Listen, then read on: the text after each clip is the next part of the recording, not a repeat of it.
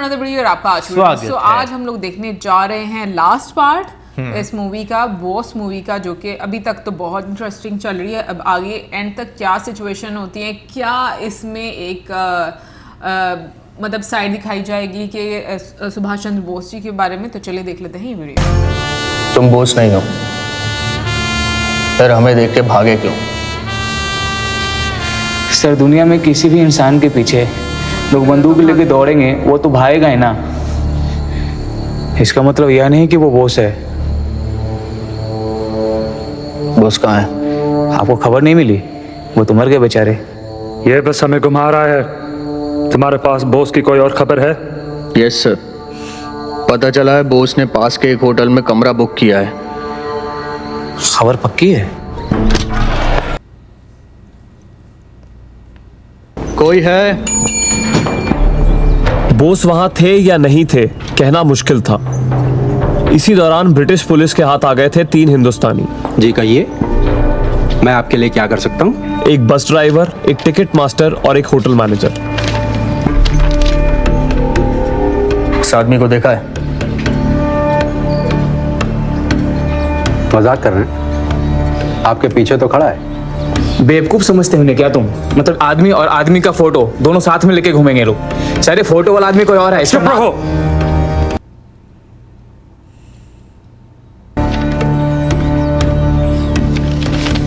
ध्यान से देखो और बताओ कि उस दिन होटल में ये आदमी आया था कि ये आदमी? नहीं सर, वो कोई और था। दिखता ऐसे ही था लेकिन ये नहीं था सर। क्या तुम्हें यकीन है? Yes sir. वो आदमी कौन था और यहाँ कब आया? 3 दिन पहले वो यहाँ आया था। मुझे एक कमरा चाहिए। ठीक है।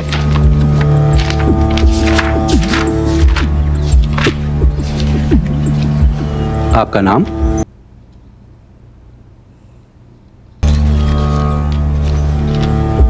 यहाँ दस्तखत कीजिए।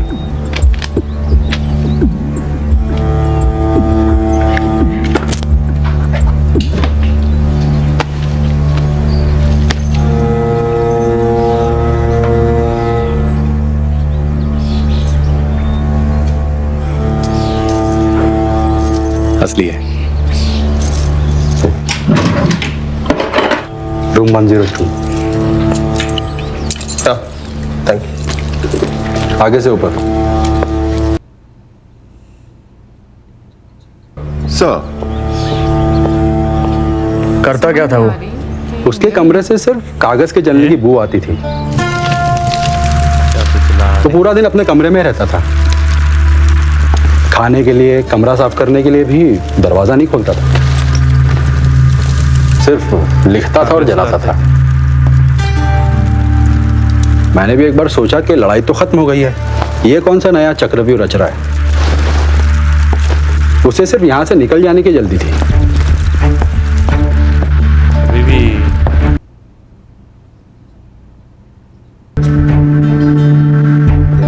अच्छा, कोई और है वो है ना? क्यों नहीं है?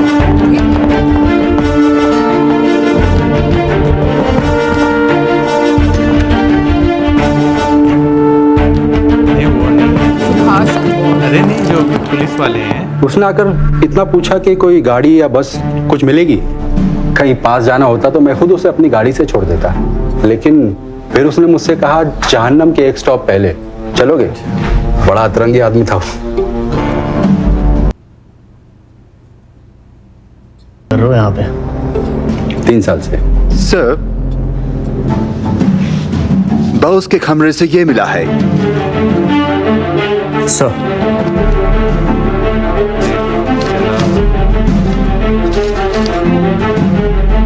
एंडरसन को कॉल करो, 95 के बारे में पूछो। मुझे पूरी खबर चाहिए। Yes sir.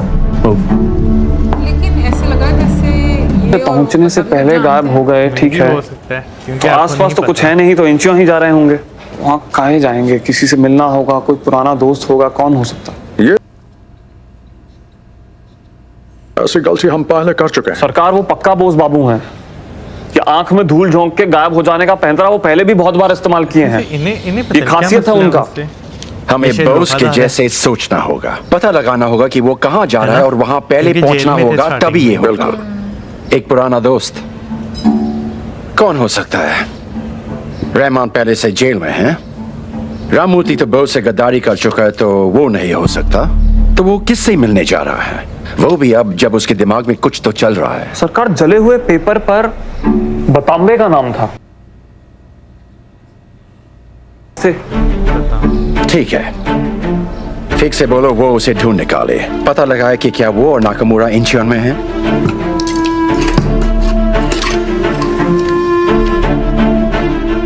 एंडरसन ने फिक्स और ब्रिटिश पुलिस की एक टुकड़ी जापान में बैठे बोस के करीबी किंजी वटाम्बी और नाकामुरा के पीछे लगा दी थी। हेलो।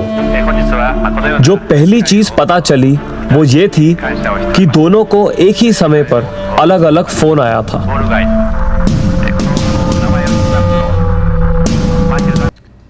ट्रैप कर रहे हैं अब, है ना? बताम्बे और नाकामुरा को जो फोन आया उसमें आवाज मर्द का था जो जापानी में बात कर रहा था, और उसका मातृभाषा जापानी नहीं था। पॉइंट पे आओ दरबारी लाल। सरकार, हम ये कह रहे हैं वो जापानी में बोला कि अंडरग्राउंड सेलिब्रेशन के लिए मिलना है। अंडरग्राउंड? अब इसका क्या मतलब हुआ? अंडरग्राउंड बंकर्स की बात कर रहे हैं। अब किससे पता जैप्स ने वहां कितने बंकर्स बनाए होंगे? हमें जानने की जरूरत नहीं, बस पीछा करना है कि वो कहाँ जा रहे हैं। हाँ सरकार, हम यही कह रहे हैं कि चौंकाने वाली बात यह है कि ये लोग भी इंचों ही जा रहे थे।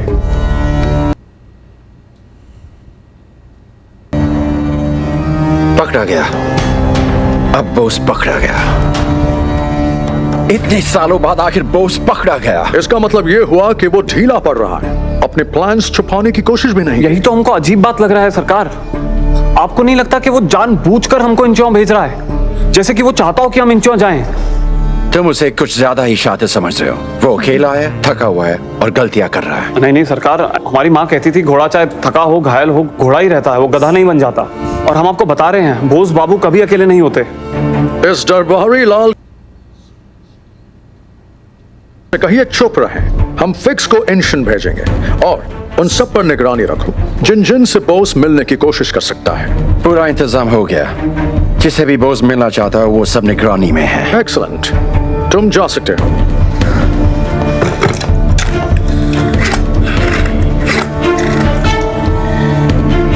फिक्स से बात करा। समझदार आप आ जाइए। ये बोलो। ऑफिस में बहुत सारी मीटिंग्स आपके बिना हो रही है, आप चले मेरे साथ। कांग्रेस पार्टी के अपने उसूल है, अपने नियम कायदे हैं, नियमों का पालन करना होगा। अगर कोई कार्यकर्ता इन नियमों का उल्लंघन करता है तो पार्टी उसे बिल्कुल बर्दाश्त नहीं करेगी।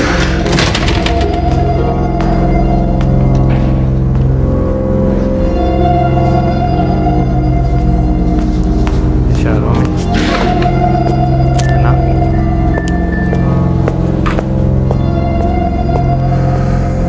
सुभाष, कांग्रेस का प्रेसिडेंट हूं मैं नेहरू, और पार्टी के कुछ नियम कानून हैं। मंजूरी ना सही तो इत्तलाई। हिटलर के साथ किसी भी तरह का समझौता गलत है। कांग्रेस तुम्हारे इस रवैये से काफी परेशान है। मैं कहां समझौते की बात कर रहा हूं। नेहरू, हमें अंग्रेजों के खिलाफ एक मजबूत हथियार चाहिए, और हिटलर हमारा वो हथियार है। हिटलर? तुम जानते हो ना, उसके हिसाब से हिंदुस्तानी भी जूस और अफ्रीकन की तरह नीचे जाती है। ये बड़ा अच्छा हथियार चुना तुमने। हथियार उतना ही अच्छा या बुरा होता है जितना चलाने वाले की नीयत। हिटलर एक खूनी है बॉस। और अंग्रेज वो क्या है?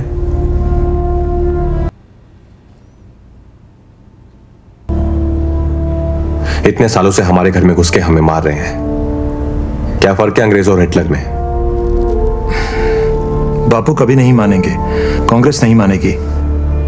मैं ये बात कभी नहीं मान सकता। ये फैसला आपका अकेले का होगा। हिंदुस्तानी वर्ल्ड वॉर 2 में अंग्रेजों की तरफ से लड़ेंगे। ये फैसला बापू ने अकेले लिया। हमसे पूछा? हिंदुस्तानियों से पूछा? बापू का विश्वास, उन सिपाहियों से पूछा कभी?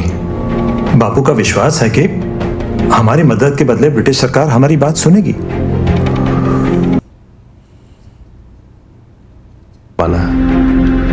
ये तो अहिंसा का मार्ग है ना नेहरू। नेहरू तुम एक काम क्यों नहीं करते? बापू से कहो कि अंग्रेजों को समझाएं कि वर्ल्ड वॉर 2 अहिंसा के मार्ग पे चल के जीत लें। और अंग्रेज ही क्यों, उन्हें कहो कि हिटलर को भी अहिंसा का पाठ पढ़ाए। ये सारी अहिंसा हम हिंदुस्तानियों के लिए क्यों है? नेहरू, कुछ लड़ाइयां ना सिर्फ अहिंसा से नहीं जीती जाती। सुभाष, गांधी जी और नेहरू ने नेताजी का साथ नहीं दिया, पर बोस कांग्रेस से इस्तीफा देकर अपनी खुद की party all India forward block का गठन किया।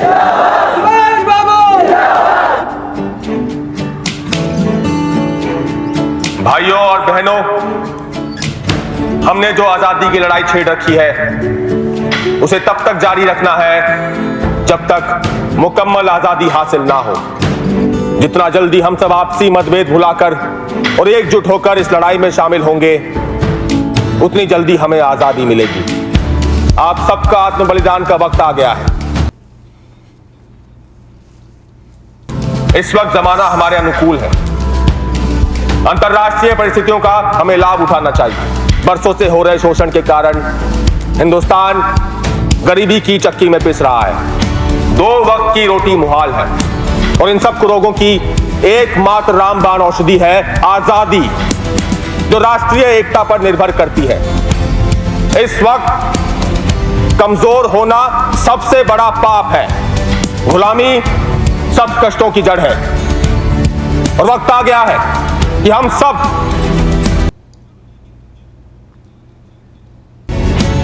आप सबको एकजुट एक प्राण होकर प्रतिबद्ध होना होगा। हिंदुस्तान अब गुलाम नहीं रह सकता है और ना ही कोई ताकत हिंदुस्तान को गुलाम रख ही सकती है। हां, स्वतंत्रता के लिए मूल्य चुकाना होगा और आप सबको इसके लिए तैयार रहना होगा। हम गुलाम हिंदुस्तान में पैदा जरूर हुए थे, पर आजाद हिंदुस्तान में जिएंगे और मरेंगे। इंकलाब, इंकलाब।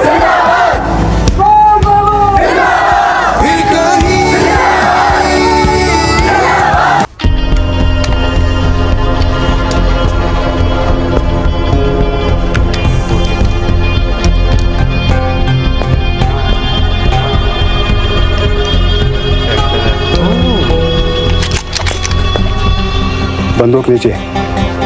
मुझे आपके जर्मन दोस्तों ने भेजा है।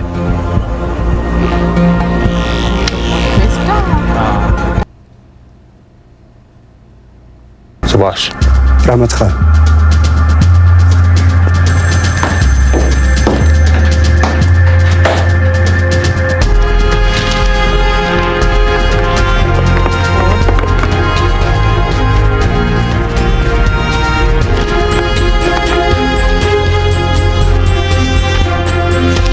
Sir, royal Bengal tiger check point B तक पहुंच चुका है। 2 दिन में चेक पॉइंट सी तक पहुंच जाएगा। डॉट ग्रुप तैयार रहे।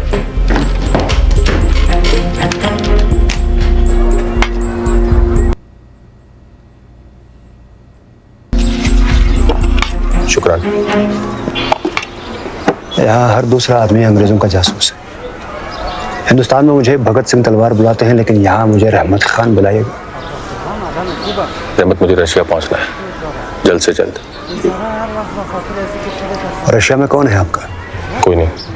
तो रशिया हमारी अंग्रेजों से लड़ने में मदद करेगा। उन्होंने भी अपनी आजादी क्रांति से ही पाई है। लेकिन गांधी जी तो कह रहे हैं कि सब्र करो। और कितना सब्र करेंगे रहमत? अगर अंग्रेज खुश ना हुए तो क्या हम 1000 साल तक सत्याग्रह ही करते रहेंगे? बोझ बाबू, यहाँ से चलते हैं। अब आगे बढ़िए, बिल्कुल पीछे मत मुड़िएगा। आगे मिलता हूँ।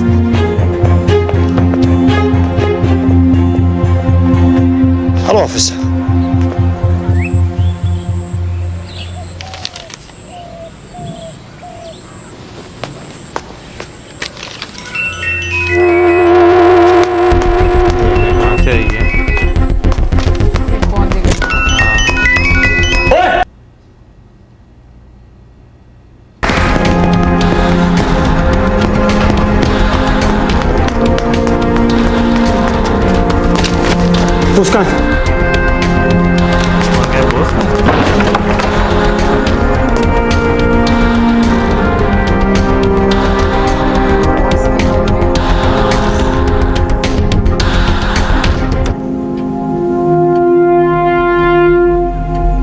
उसने हम सब की इज्जत मिट्टी में मिला दी। स्टैनले, ये कैसे होने दिया तुमने?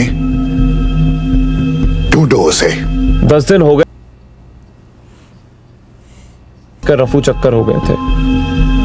हम ही चौकीदारी पर थे सरकार। कैसे? कहा कहीं अपना मुंह पर थप्पड़ मारने को मन कर रहा है।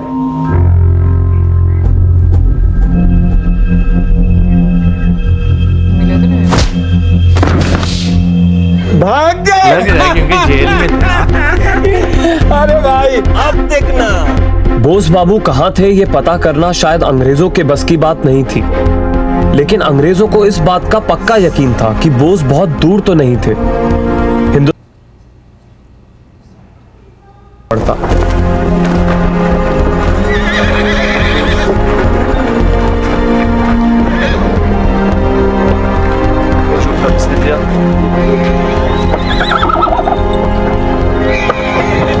बस ये बड़ा पार हो जाए, आप अपनी मंजिल की ओर नजदीक आ जाएंगे। एक बार हिंदुस्तान की सरहद के पार चले गए, आधी मुश्किलात हल हो जाएंगी। बॉर्डर पर कुछ अंग्रेज अफसर मिलेंगे, उनके सवालों का हमें सोच समझ के जवाब देना होगा। आप समझ? बोस बाबू, आप कुछ कह क्यों नहीं रहे?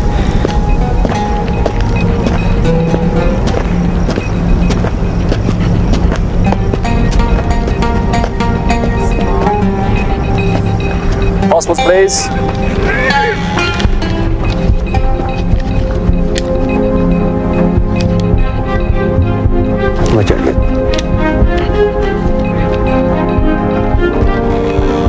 Passports, please.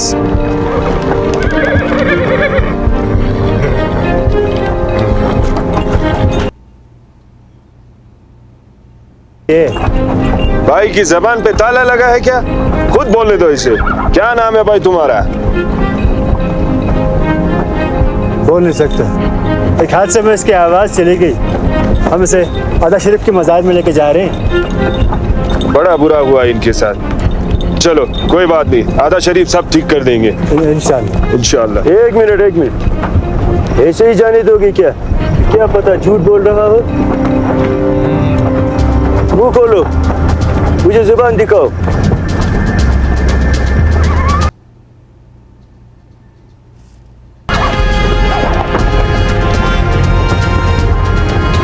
जब जबान ही अकड़ी हुई है तो क्या बोलेगा बेचारा।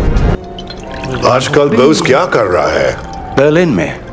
No, in India. Bose India वापस आ गया है? सरकार, हम आपको बताने ही वाले थे। अब क्या किया उसने? चलो और तुम खुद जान लो। स्टैनली को अच्छी टेंशन डाली गई है।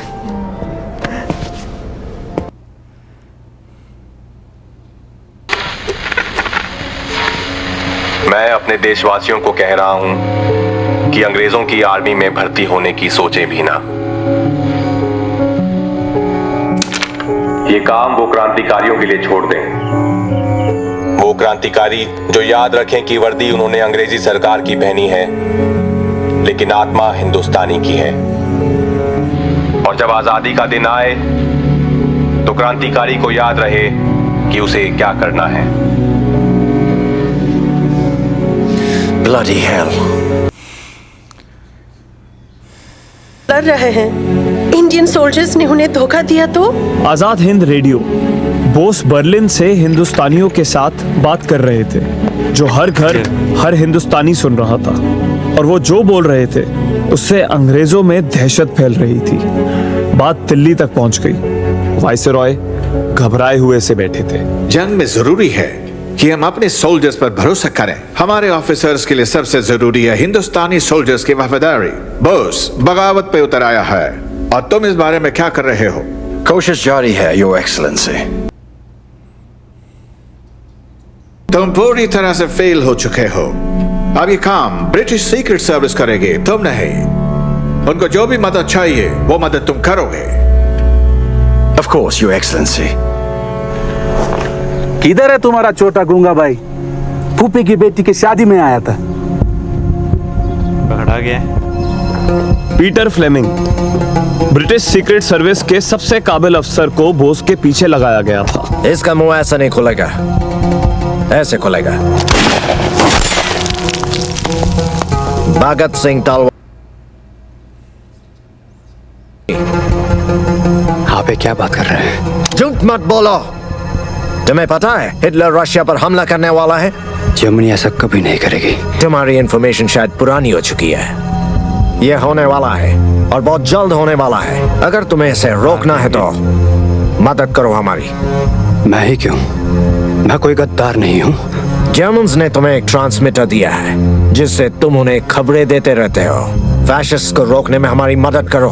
तुम्हारे पास सिर्फ यही एक मौका है अपने विश्वास के लिए कुछ करने का। उन्हें तुम पर भरोसा है। फ्लेमिंग जानता था कि रहमत बोस का वफादार था, लेकिन रहमत कम्युनिस्ट क्रांति के लिए सबसे ज्यादा वफादार था। क्या बोस और हिटलर मिल चुके हैं? बोस और हिटलर मिलने को तैयार थे।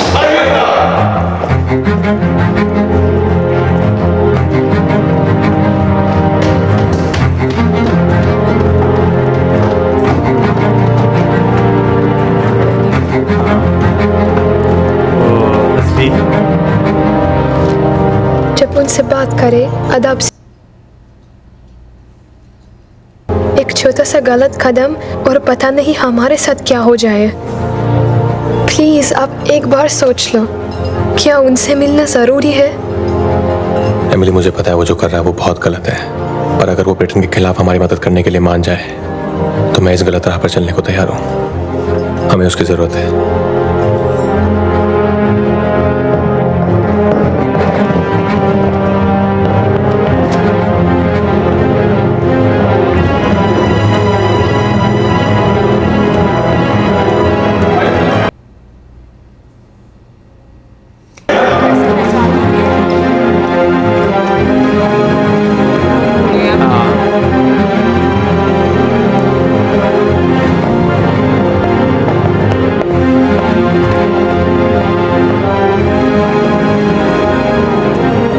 मिस्टर बोस, अब आपकी फ्यूरर से मुलाकात होगी। उनसे आप जो भी कहेंगे सोच समझ कर कहें।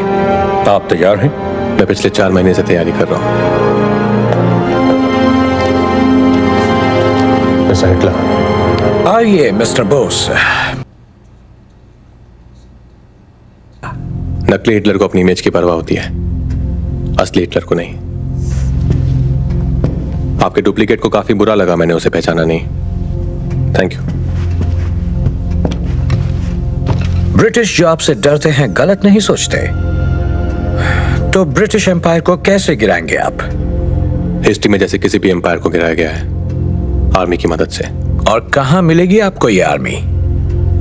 यहीं आपके पास। इंडियन प्रिजनर्स ऑफ वॉर को मुझे दीजिए और मैं अपनी आर्मी खड़ी कर दूंगा। और उन सबको इंडिया रशिया के थ्रू हिंदुस्तान ले जाऊंगा और हिंदुस्तान को ब्रिटेन से आजाद कराऊंगा। और तुम्हें क्यों लगता है वो ये करने को तैयार होंगे? क्योंकि अभी तक तो उन्होंने ऐसा कुछ कभी नहीं किया। क्योंकि अब तक उन्होंने ये कभी सोचा ही नहीं था कि हम ये कर सकते हैं।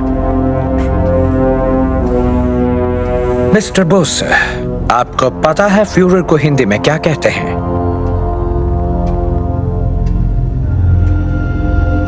मुझे पता है। विदेशी ताकत की मदद से हिंदुस्तान पर हमला करने वाला अगर जरूरत पड़े तो मैं खुद बोस पर तलवार उठाने के लिए तैयार हूं। जय हिंद! जय हिंद! जय हिंद! तलवार ने बताया कि उत्तरी अफ्रीका से आए हुए सिपाहियों ने भी नेताजी के साथ जुड़ने, हमारा मतलब है वही बुलाते हैं ना लोग उसे आजकल, नेताजी।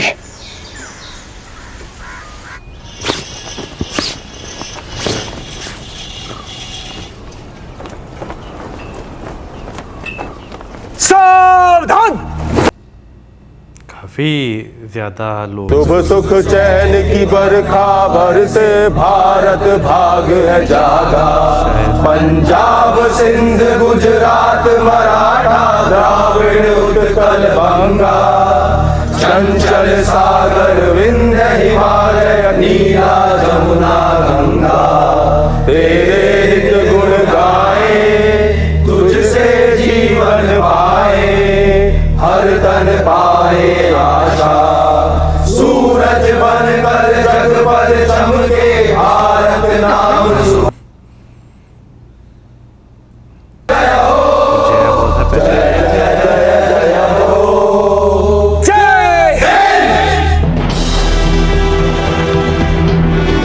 आज ये लड़ाई जो हिंदुस्तान के बाहर शुरू हुई है कल हिंदुस्तान में लड़ी जाएगी। आजादी लड़कर हासिल होती है, मांग कर नहीं। इस लड़ाई में खून बहेगा, हम सबका खून बहेगा और उस खून की कीमत होगी आजादी, हिंदुस्तान की आजादी, हमारे देश की आजादी। तुम मुझे खून दो, आजादी दूंगा। आजाद हिंद जिंदाबाद, आजाद हिंद जिंदाबाद, आजाद हिंद जिंदाबाद। हटो।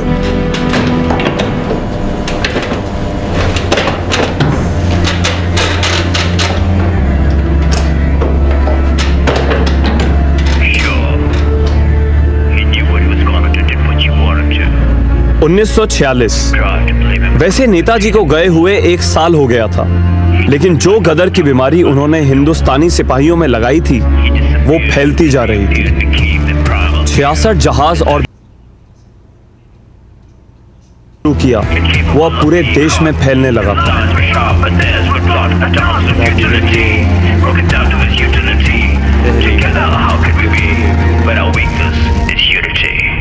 नेताजी 1945 के बाद किसी को नहीं दिखाई दिए और एमिली अगर कुछ जानती थी तो उन्होंने किसी को कुछ नहीं बताया। एमिली, क्या तुम्हें लगता है कि बोस? डॉक्टर माथुर, मैंने कहा था कुछ लोगों का मरना बहुत जरूरी है जिंदा रहने के लिए। बोस बाबू को कभी नहीं देखा गया, या हकीकत वो आज तक अंधेरे में है।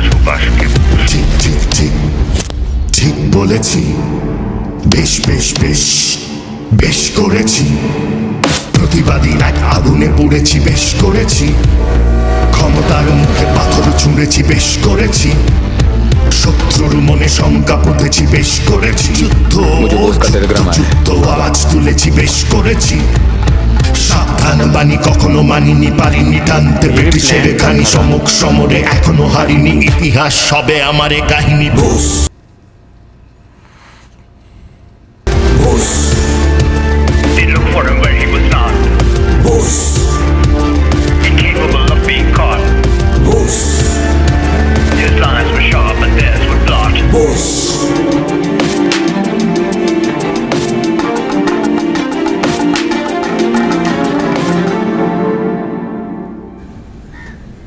वो जिंदा है। कौन? बोस। लगता है वो रशिया में छुपा है। बहुत हो चुका, बोस के बारे में मैं अब कुछ भी नहीं सुनूंगा। डन। तुम्हें बोस के बारे में बात करनी है। अब तुम जानते हो ना बगावत चल रही है नेवी में, खुद हमारे सोल्जर्स हमारे खिलाफ हो गए हैं, सारे देश ने हथियार उठा लिए। पर इसलिए तो बोस को ढूंढना इतना जरूरी है। हम ये देश छोड़ रहे हैं, बोस का किस्सा खत्म हो गया। बस करो, एक और शब्द नहीं स्टैनली। बोस मर चुका है, वो प्लेन क्रैश में मारा गया, कहानी खत्म। स्टैनली को अभी भी यकीन नहीं है 20 साल बाद। ताशकंद में दिन में चल 1966 लाल बहादुर शास्त्री ऐतिहासिक ताशकंद शांति समझौते के लिए ताशकंद रूस गए थे।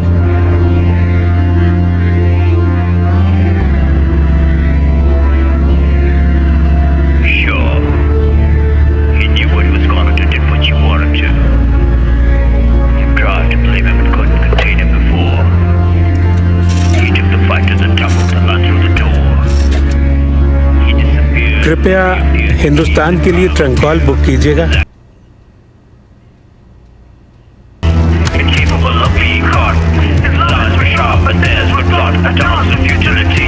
Broken down to his utility.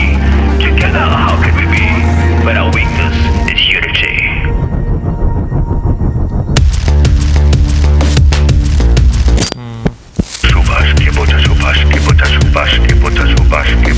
Hello,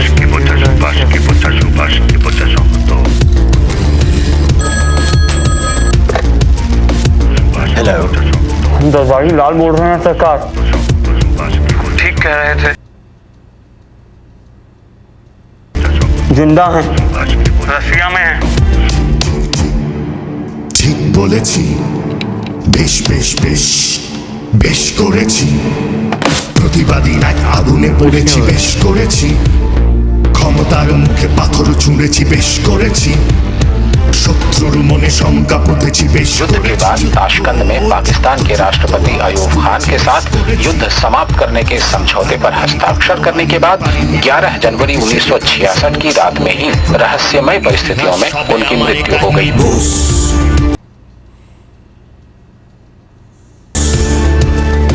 कुछ कहानियों का अंत ढूंढ पाना नामुमकिन होता है। नेताजी की कहानी में अंत तो है, लेकिन उसे मान लेना मुश्किल है। नेताजी की कहानी जब भी सुनाई जाएगी, लोग सोचने पे मजबूर होते रहेंगे और उनकी मौत की गुत्थी शायद ही कभी सुलझ पाएगी। अच्छा, वैसे हाँ, मैं कह रही ऐसे लोगों ने जो जैसे पुलिस में, हिंदुस्तानी पुलिस में थे और आज़ाद भी हो गया जब, उन्होंने तो बहुत सारी चीज़ें बदलती हुई देखी होंगी। लाजमी बात है, परिस्थितियाँ बदलती हुई देखी, हालात बदलते हुए देखे, खासतौर पे जिन्होंने एक लंबा टाइम जो है वो सर्व जो है वो किया होगा।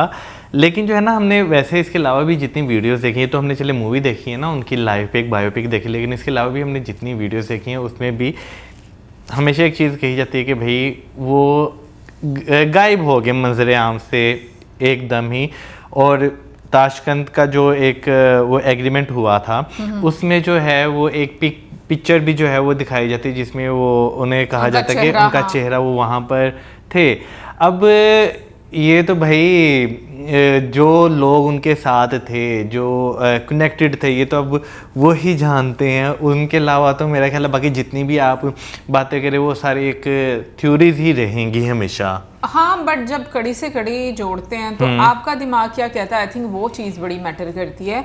मतलब जो मूवी देखकर मुझे समझ आ रही है, तो वो तो फिर यही समझ आ रही है कि रशिया ने काफ़ी ज़्यादा सपोर्ट किया था। हाँ। और रशिया ने उनको एक तरह से शरण भी दिया। और अगर उनकी लाइफ एक मिस्ट्री रही है तो उसमें कहीं ना कहीं पर रशिया का बहुत सपोर्ट रहा है। और अगर हम आज के टाइम में भी रशिया और इंडिया की एक फ्रेंडशिप देखते हैं, तो इसका मतलब है कि उसका कनेक्शन बहुत टाइम पहले से, आज़ादी से भी पहले का। बिल्कुल, वैसे अगर देखा जाए तो जो है पहले जर्मनी ने काफ़ी ज़्यादा सपोर्ट जो है वो किया, फिर उसके बाद रशिया ने, अभी तक देखा जाए तो इंडिया और रशिया के ताल्लुकात आपको काफ़ी ज़्यादा जो है वो अच्छे जो है नज़र आते हैं। लेकिन फिर वही बात वहाँ पे आ जाती है कि भाई इतनी सीक्रेट या इतनी मिस्टीरियस लाइफ जब आप गुजारते हैं ना, तो आपके इर्द गिर्द बहुत सारे ऐसे लोग होना ज़रूरी है जो ट्रस्ट वर्ती हों, यानी कि एक अंधा इत्मीनान जो है आप उन पे कर सकें। वो बात ठीक है, बट वो बहुत ही स्मार्ट व्यक्ति दिखाए गए हैं।